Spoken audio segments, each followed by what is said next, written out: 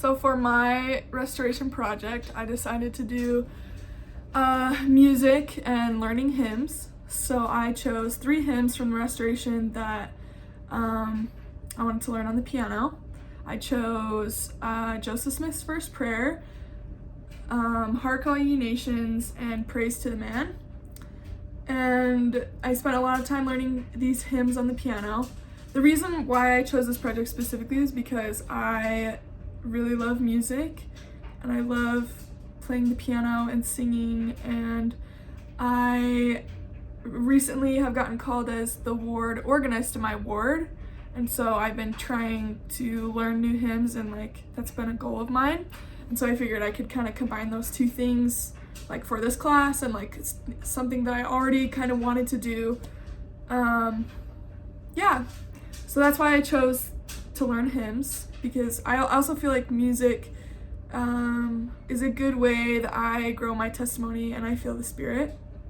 I feel like I always,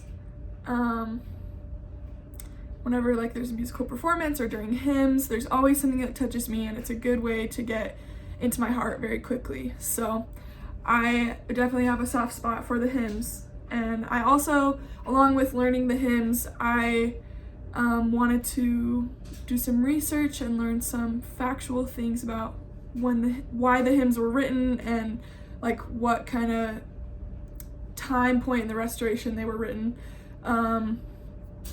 I underestimated how long it would take me to learn these hymns, so I didn't spend as much time on the research as I wanted to, but I still did do that, and that will be more in my project summary paper. So as for these hymns, obviously because of the way the project was structured, I learned some hymns towards the beginning and some of them more recently. So the ones I learned more recently are not quite as polished as the ones that I've known for longer, just as the nature of that. So yeah, but I did learn them.